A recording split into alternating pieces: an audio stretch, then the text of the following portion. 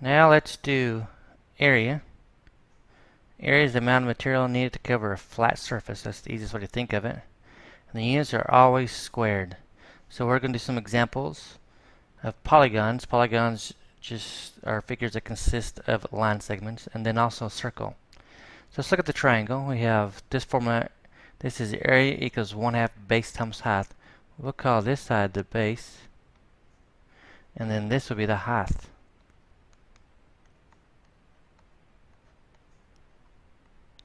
So that's where those letters come from. So what we're going to do is take the formula, and what the triangle actually is just half of a rectangle. So, and this number right here we don't even use to find the area. So we're going to take 1/2 of the base, and the base is given to be 6 feet, and the height is given to be 4.5 feet. Now what we're going to do is find that result. You can use a calculator if you want to. If you want to, just take 1/2 of 6, which is 3, and 3 times 4.5 is 13.5. But if you want to use a calculator, I have a couple that we can use. If you're going to use a graphing calculator, what you can do is just type it in like this: 1 divided by 2, parentheses, 6, close, open, 4.5, enter, and we get 13.5.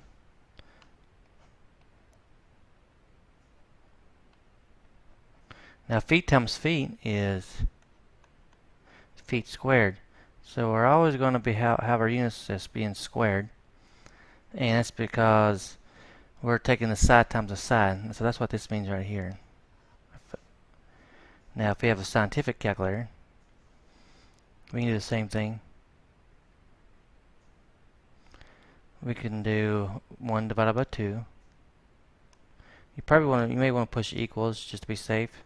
Times 6 equals times 4.5 equals. So either one is fine. Now let's look at a rectangle. Now usually the length is longer than the width, just depends how the rectangle is tilted. So we'll call the bottom on this one the length, and then this we'll call the width. So when we find the area of this one, we just take the length, which is 8.5 meters, and times that by 7 meters. So take out your calculator, have it whichever one you want to use. You just do 8.5 times 7.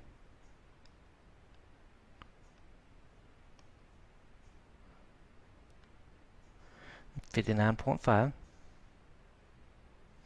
and that's what we write down. Meters times meters is meters squared. You can actually write out the units if you want to, but meters with exponent 2 means meters squared. And now we have a square. Square is the same as length times width, but since all the sides are the same, we only need to know one side. So that's why we have A equals S squared.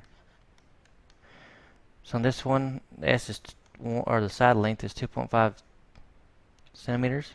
So I'm going to show you two ways of doing this.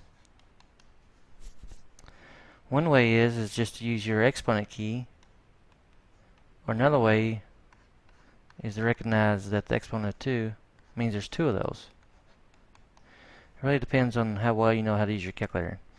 So let's take your graphing calculator, and if your grapher or your scientific has this, you can use that as your exponent key. Or some of them, or most of them, have like an x squared key. You can also do that.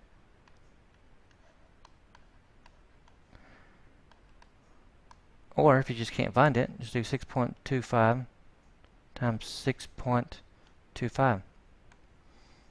Well, not 6.25. We want to do 2.5. Because that's your side length. We get 6.25 as the answer. Now if you have a scientific calculator and you're wondering about an exponent, this one happens to have one right there. So what I'm going to do is just type in 2.5, and then I'm going to hit that exponent key. So just whichever calculator you're using, make sure you know how to use it.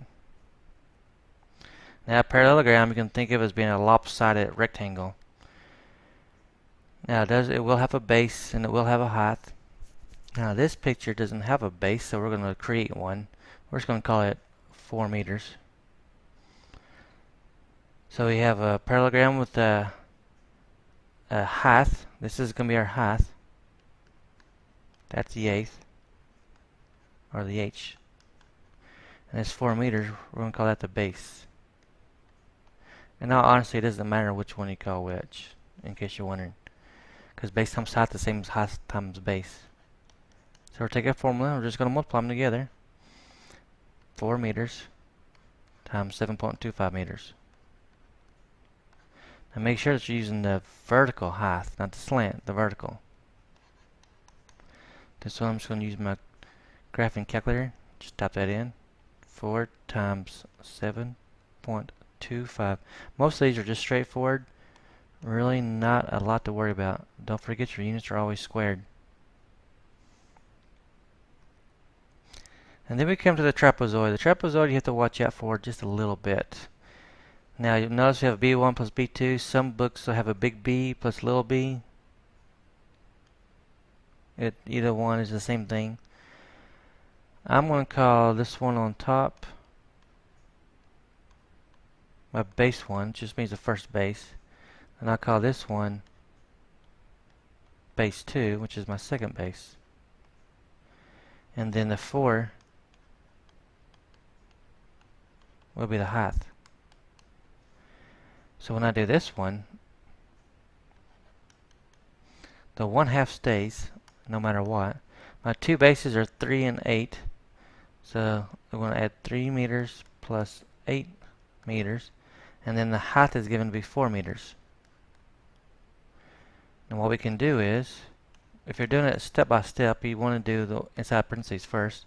3 meters plus 8 meters is 11 meters.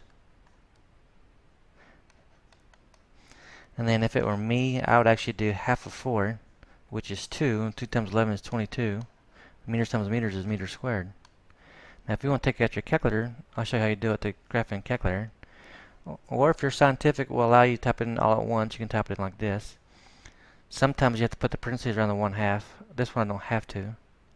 So I do 1 divided by 2, open parentheses. I'm just going to type in 3 plus 8, then type the 4 next and hit enter. We get a 22. The scientifics we kind of have to be careful with. So I want to do 3 plus 8 is 11 no matter what. So I have my 11, so I'm actually going to do this part. So I'm going to do 1 divided by 2. Hopefully you already know that's 5, 0.5 I mean. And then you can times that by 11 or 4, either one. And times that by 4. And you still get 22. So trapezoid is probably the hardest one. It's a rectangle whose only has one pair, or exactly one pair of parallel sides. These sides are always will intersect if they're extended. That's why it's called a trapezoid. And what it actually is, it's actually two triangles put together. If you look at it like that, that's one triangle. That's two triangles. This is one base. That's another base. So you actually find the area of two triangles. And then we have a circle. This is pi r squared. Now the r is the radius. Now if you ever see d, that means diameter. So the radius is actually the same as half the diameter. That's how you want to think of this if you're ever given the complete diameter. So what we're going to do for pi, we typically use 3.14 as a decimal approximation. The decimal never stops, never enters, so we're just going to use 3.14. So what we're going to do is take our pi, which we're going to approximate it to be 3.14, and the radius on this one is given to be 9 yards, and we're going to square it. Once again, if you do not know how to use your calculator, think of that 9 yard square as being 9 yards times 9 yards, if you need to. But I'm going to take out my graphing calculator. I'm going to type it in 3.14. And I'm just going to use 9 squared. And we get 254.36 34 yards squared. And I think that is it, and it is.